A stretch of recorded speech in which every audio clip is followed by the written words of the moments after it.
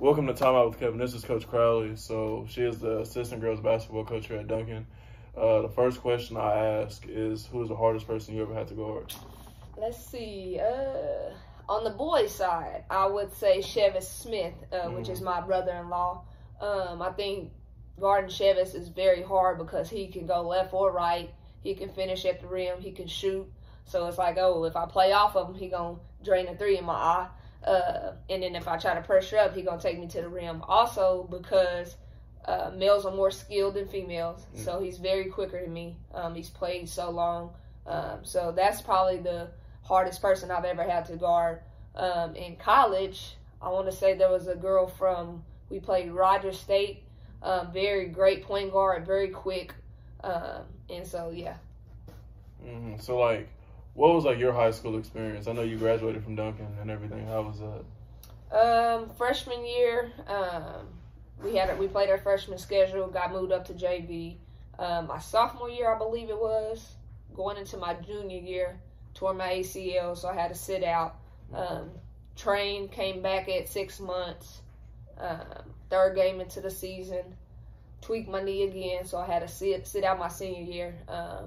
But also having to be a leader from the sideline was very tough, but it also showed me a lot. It helped me coach a little bit from the sidelines, and also helped me be a leader from the sidelines. Yeah.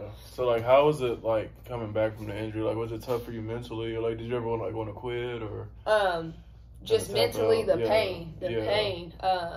But also having the motivation and knowing, you know what, this is what I want to do. I want to play. I want to play my senior year. So it's like I got to do whatever I can to get back on the court. Right. If that means going to therapy 3 times a week and, doing all the rehab and doing everything I'm supposed to, this is what I got to do. Mentally, it does take a toll on your body and your mind, because it's like, am I going to hurt myself if I cut this way, if I backdoor this way, if I pivot this way, just, knowing that my knee is not going to be like it used to be. Right. So like, how was your like college path? And I know you went to Western first, you went JUCO, then you went to USA. So how was all that? Yeah, I went to Western for 2 years and then stayed in Altus during the summer, took some classes. Then I transferred over to USAO. They had a new coach coming in. They had to wait, so I had to kind of wait the whole summer till they got the new coach in to be able to get an official offer. The assistant coach, she was there. Her name is Leandra Johnson. We're pretty cool right now still. She's like a big sister to me. She wanted to offer me, but she was not in a position to. And so we waited till the new coach came in. They contacted me, had me come sign and everything. Met some great players. Got to go up there and tour the campus. We played. They told me, hey, get your associates. Yeah. So I got that, and then I went over there and played 2 years. It was great. First year, should have been starting, but that's okay. Got to play with one of my friends. Her name was Rosie. She played, I want to say she played overseas for a little bit and then ended up going to USAO.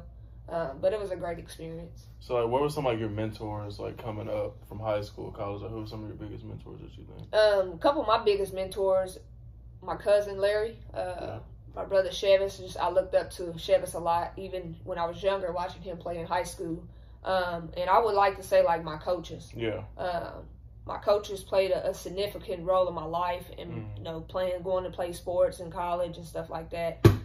Karen Berniger, Carl Garrison, Miss Garrison. Oh boy, tough coach right there. She be in my face, but she, you can't be soft around her. Right. You got to be tough, and she definitely got on me a lot. So those were some of my great mentors. Shout out to Coach Garrison, Coach Berniger.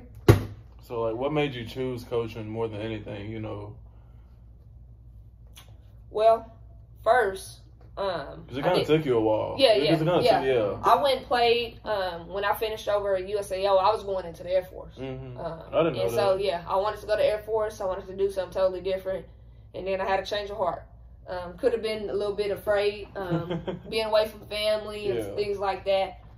But I chose to go ahead and coach because I was doing my student teaching, and I came across a couple of students at Woodrow Elementary and it made me realize, like, wow, I can impact the student. Yeah. And so I just wanted to pour in to the students what I've learned from my coaches and teachers. Fonda Smith, she was another one that played a big role in my life. And so I just wanted to give back. And then I ended up coming back to Duncan, coaching and teaching.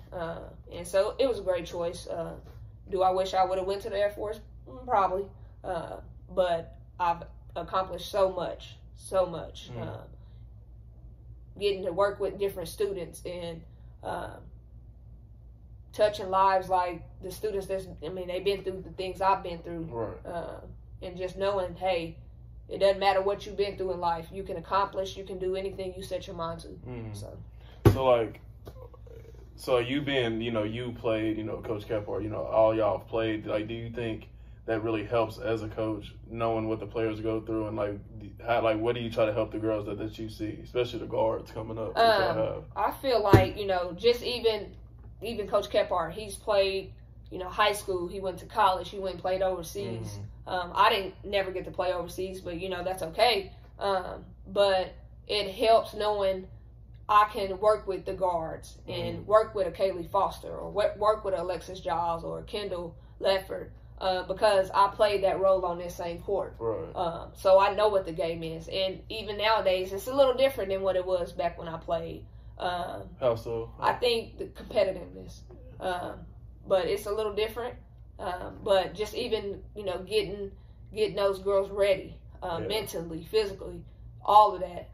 But being able to work with them here on the court that I played at, it's a blessing. Right. So, do you miss playing? Like when you still, when the girls are on the same court, do you want to go out there and play, or do you? Whew. Sometimes when one of them make a play, it's like, man, I just wish I could suit up right now. Right. And everybody think too I'm still a player. Right. I look so young and everything, but just sometimes it's like, man, I miss this. Like even getting I told one of, I think it was Kaylee Foster one time. I told her about my injury. I told her never take this for granted because you can be sideline and have to be a leader from the sideline or whatever. So never take it for granted. When you step out there, when that ball go up and they do a tip off, hey, you got to play your heart out. Yeah. You got to play your heart out. I definitely miss it. Yeah. But one thing I do like is that I get to coach these girls. Help, and I'm still on the sideline, but now I'm not suited up in a jersey or on a knee or with a knee brace. I'm coaching. Right. So and you're a new mom. New mom. Yes. So how's all that been? You know what I mean? Because it all happened. You know what I mean? It's quick. I think last year was a little bit of a challenge. Just knowing that I can't do as much as I'm required to do. I think just physical, getting out there and demonstrating some of the drills and things like that. I can always pass, but just getting up and down if I wanted to, couldn't do that. You got to be healthy. My baby girl had to be healthy. I had to make sure I was treating my body right. So it was kind of tough at times, but still there was times where I had to catch myself all right, you need to calm down. Because I get fired up. And it's just because I love the game so much. Right. Having a lot of passion for this sport. And so it's sometimes I'm like, hey, you got to take a chill pill. But I get fired up. I get fired up a lot. So it's definitely been a blessing. I love my baby girl.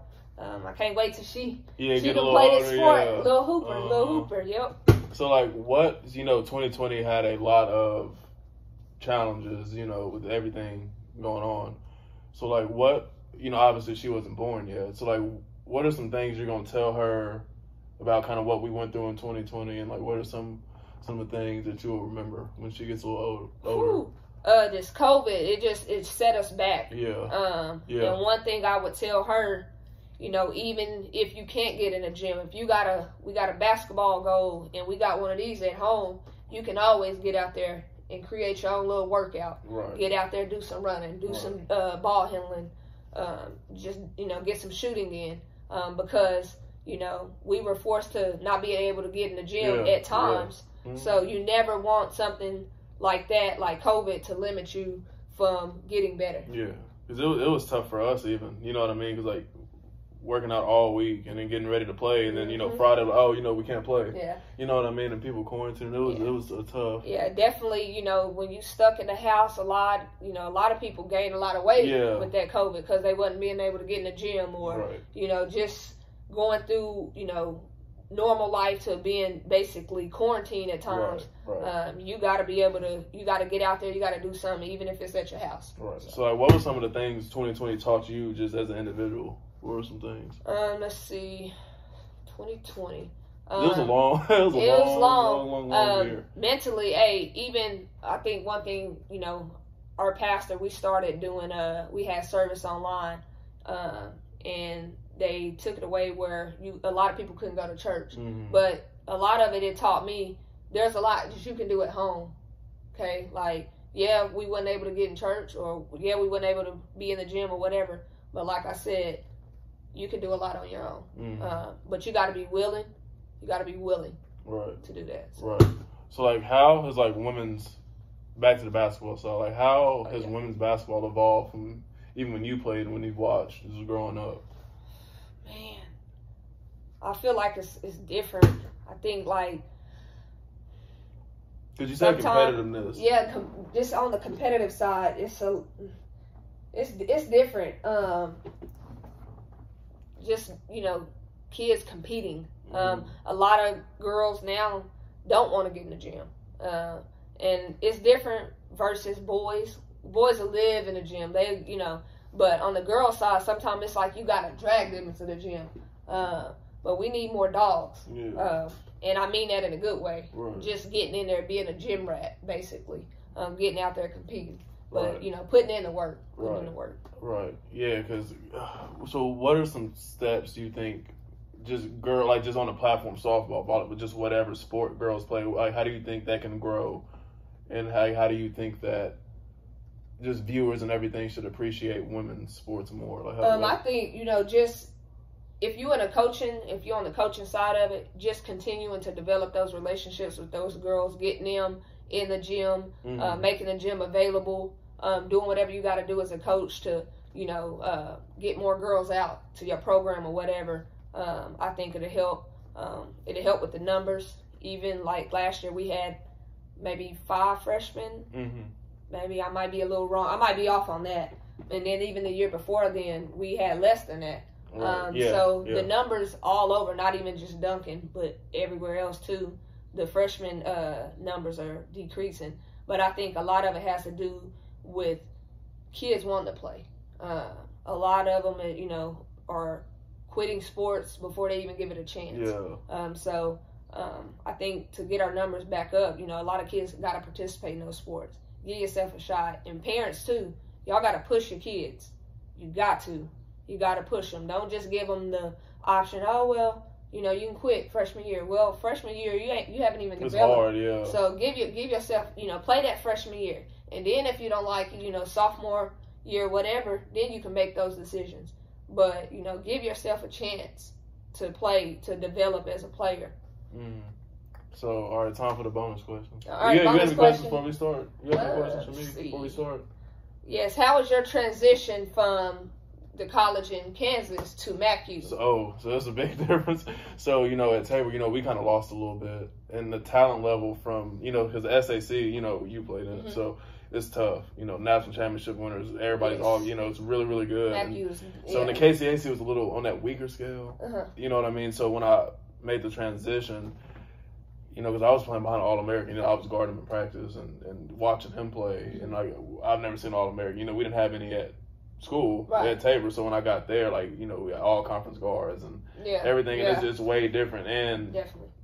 Being in the city, they get a lot of different kids. It's a bigger scale. So I was really playing people from all over, and it's tough. The physicality, the speed, everything. You gotta be strong, and you gotta want it because it's not gonna be handed to you. So you said this All-American. Who's this All-American? His name is Terrence Jones. Terrence Jones. How tall was he? Was he bigger than you? He's like 6'5", probably 240. Yeah, he's coming back. We had our COVID year this last year. He's coming back. So you get an extra year. Yeah. So I talk trash, and I was in his ear, and he was in my ear, and after practice, he's like, man, I don't ever let somebody get you off your game. Like, you keep talking, you keep moving. You know what I mean? And hearing that from him helped me. We didn't have the greatest relationship, but just hearing that, you know, okay, I kind of earned his respect. Right. See, I had a player when I was at JUCO, Lenore Reynolds, Nunu. We would bicker back and forth in practice. And, you know, I'd bring the ball up a little bit because I played a little bit of the 1 and 2. And so sometimes I bring the ball up and she'll take me out my comfort zone a little bit. So she up pressuring me. We'd be in each other's face, pushing and everything, but it made me better. Right. And it's kind of the same situation with you and Terrence you said. Yeah. You know, a little bit of that trash talk, but also, too, you know, mentally you got to keep your composure. Yeah. And just play your game. Just play your game. But you don't see too many people trash talk now as much. Especially on the girls' side, I hardly really see. You know what I mean? Yeah, like, and see, now on the girls' side, you know, if, you know, a player put their foot down, and, you know, we had a young lady from Altus, she would kind of get in our girls' ear a little bit and, you know, frustrate them a little bit. But even on the girls' side, sometimes, you know, girls will complain about it. Boys, hey, they'll do it back. And so just mentally on the girls' side, hey, if she want to give you an elbow, hey, you know, but be smart. You know, don't pick up a technical foul or a foul when it come down to the game. But, okay, if you want to do this, you know what I'm finna do? I'm finna box you out real hard. I'm going to go get the rebound. I'm going to score. Just having that mentality, that dog mentality. You got to have it. Because if you don't, it's hard. You will not make it. I got one more question for Kevin. Let's see. So your position that you played at Duncan, how different was it when you got to college? Was it a little more harder? Because right now, I know when you were at Duncan, you played more on the inside, right? 3, 4, so when she got to college, you was probably a guard. 2, 3, yeah. So how was your ball handling? And it was what tough.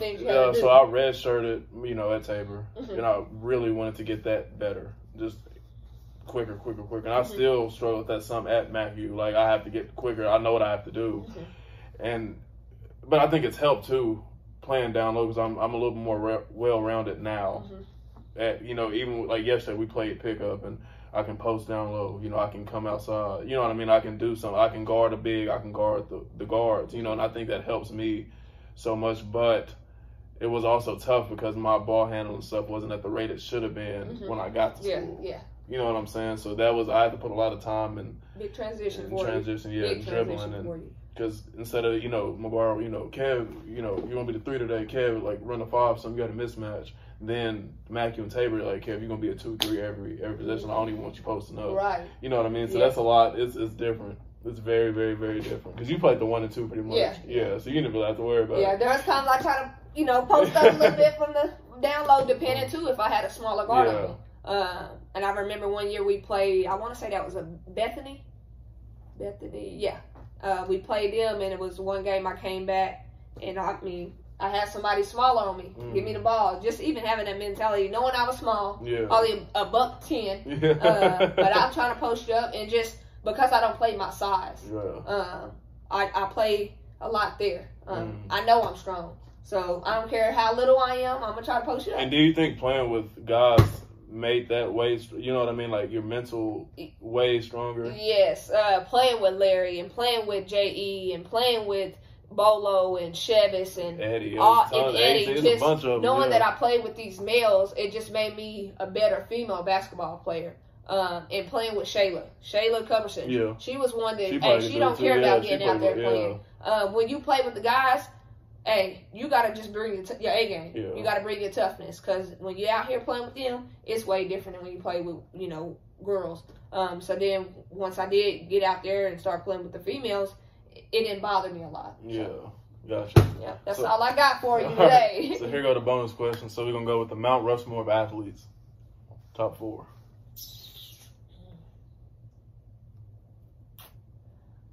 Ooh. You're making me think today. Let me get another question. Another one. So we're going to go favorite sports memory then. Oh, man. My favorite sports memory was in high school. And we had Ariel Stevenson and not Tania Elix. It's her sister, Shanice. We were playing MacArthur here at home. I was bringing up the ball. So they up there filming. And I had somebody guard me. And I crossed her. And so the camera was on one side, and then you hear the whole crowd, everybody going crazy, but they missed the cross. And I mean, it was just live, and I think we won that game. We may have lost that game, but it was just the fans was packed out. We had everybody here. My family was here. But it was a great memory. Mm-hmm. So the last one was 3 dinner guests, dead or alive. Anybody you want to eat with for one night? Who would it be? Oh man, let's see. I'm gonna say my nephew Isaiah. His 1 year passing is coming up here in a couple of days. If I could have another dinner with my nephew, that'd be the person. Yeah. My cousin Dacian, he passed away in 2018. Yeah. So just those 2, and then also my grandfather. If I got to sit down and talk to my papa and have a dinner with him and just talk about all the things I've accomplished, man, that'd be great. Awesome. Rest in peace. May I keep y'all's memory alive. That'd be awesome. So you ain't got the Mount Rushmore? You ain't got it? That's tough. That's a tough one. Who you got? Mount Rushmore of athletes. I'm gonna go with Jackie Robinson, baseball. Go with Jackie. You gotta go with Michael Jordan. Yeah. I'm going with Kobe. MJ. Let's see. I like Don Stanley from South Carolina. Yeah. Those are my 3. Mount Rushmore, yep. Kobe, MJ, Don Stanley. I like that. Well, I want to thank you for taking the time out and doing this. Yeah. So it was a lot of fun. Yeah. So I appreciate you. You're welcome. Y'all have a good day.